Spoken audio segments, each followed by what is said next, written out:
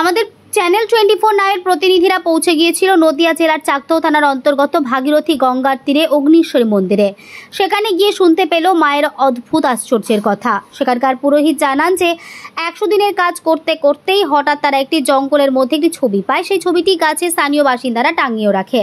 কিছুদিন পরে পাশেই একটি ছোট কুঁড়ে ঘর করে মাকে স্থাপিত করার পর পাশের গ্রামে একটি পুজো হচ্ছিল। ওই রাস্তা দিয়ে যাচ্ছিলেন এক ঢাকি এবং ব্রাহ্মণ। স্থানীয় বাসিন্দারা ওই ব্রাহ্মণ এবং ঢাকিকে অনুরোধ করে ঢাক বাজিয়ে মাকে পুজো দেওয়ার জন্য, কিন্তু ব্রাহ্মণ তাদের কথা শুনতে নারাজ। কিছু রাস্তা যাওয়ার পর ঢাকি এবং ব্রাহ্মণের সাইকেলের চাকা কোনোভাবেই এগোতে পারছিল না। ব্রাহ্মণ তিনি বুঝতে পারেন যে মাকে পুজো না দিতে পারলে তিনি এখান থেকে অন্য স্থানে যেতে পারবে না।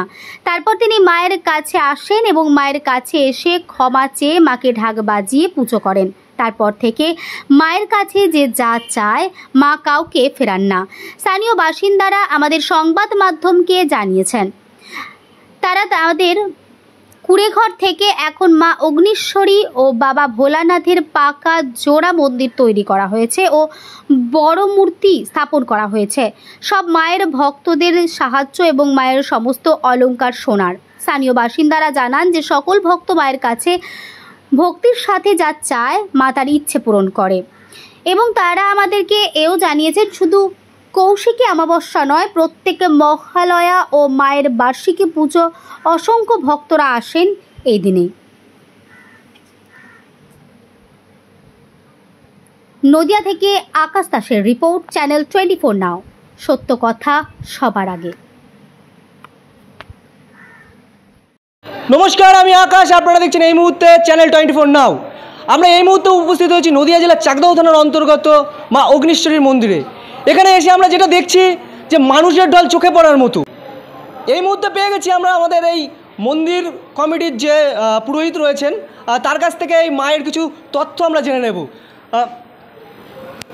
প্রথমে মাকে আমরা জব কার্ডের কাজ করতে করতে আমরা পাই, তখন আমাদের এক বুড়ো দাদু সে বলছে যে আমার মামা তো শ্যামা মায়ের পুজো করতো, এ মায়ের তো ফটো আমরা কোনোদিন দেখিনি। আমরা সবাই মিলে এসে দেখছি তাই তো কাঁধে দুটো বাচ্চা। পরে আস্তে আস্তে জানতে পারলাম যে মায়ের নাম অগ্নিশ্বরী।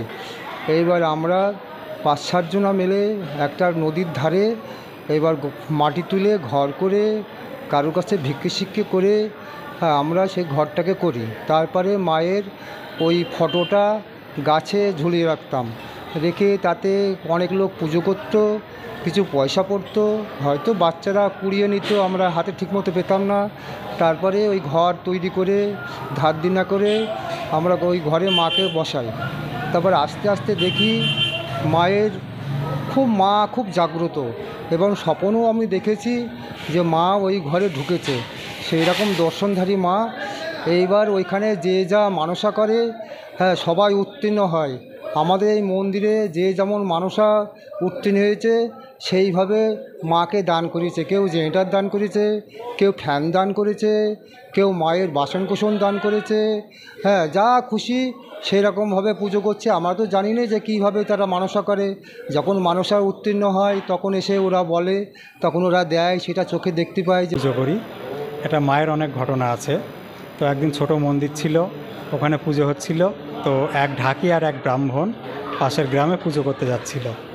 তো ঢাকিকে বলা হয়েছিল যে আমাদের এখানে একটু ঢাক বাজিয়ে, ব্রাহ্মণকে বললাম যে একটু ফুল জল দিয়ে যান। তো উনি যায়নি। তো কিছুক্ষণ 10 হাত যাওয়ার পরে ওনারা সাইকেলে যাচ্ছিলেন, ওনাদের সাইকেল আর এগোয় না। তখন তারা এখানে আবার ঘুরে আসে, ঢাক বাজিয়ে মায়ের পূজা অর্চনা করে। তা মায়ের অনেক প্রভাব আমরা পেয়েছি এখানে। তো পৌষ মাসের সংক্রান্তির দিন আমাদের মেন অনুষ্ঠান, ওখানে বহুত লোক হয়। ওই দিন বহুত দূর দূরান্ত থেকে ভক্তরা আসে, অন্তত কয়েক হাজার লোকের ভিড় হয় এখানে। মায়ের প্রসাদ তৈরি হয়, অন্তত 80 থেকে 90 কড়া 100 কড়া খিচুড়ি প্রসাদ তৈরি হয়, ভক্তরা প্রসাদ পায়। এভাবেই আমাদের মায়ের অনুষ্ঠান চলছে, সবই ভক্তের দান। আমার নাম বিশ্বজিৎ বিশ্বাস, আমি এই মায়ের মন্দিরের একজন সেবক। মায়ের যত ভোগ হয় সবই আমার হাতে হয়, এমনকি পূজা অর্চনাও করি এখানেই আমার বাড়ি পাশে। মা গঙ্গাতে এসে যারা চান করছে, এর মতো শুভ আর বাড়িতে বসে যত কিছুই করুক না কেন, কোটি কোটি টাকা থাকলেও কিছু পাবে না। শুধু মায়ের আশীর্বাদ আজকের দিনে খুবই দরকার। আপনি কত বছর ধরে আসছেন এই মন্দিরে? এই মন্দির যখন মা ছিল এখানে একদম বেড়ার ঘরে, তখন থেকে এই পর্যন্ত মা কতদিন আনবে জানি না। ঠাকুরে গঙ্গায় স্নান করতে আসি, ঠাকুরের কাছে নিবেদন করি, প্রণাম করি। এলো মায়ের কাছে আজ পর্যন্ত কি চেয়েছেন, কি পেয়েছেন? মার কাছে সব কিছুই চাই, কিন্তু মা সব কিছু পূরণ করে। আপনি একজন প্রবীণ নাগরিক হিসেবে আপনি আজকে কৌশিকী অমাবস্যা, যেখানে শুভ শক্তির উত্থান এবং অশুভ শক্তির বিনাশ, এই উদ্দেশ্যে আজ বিশ্বজুড়ে আপনি কি বার্তা দেবেন?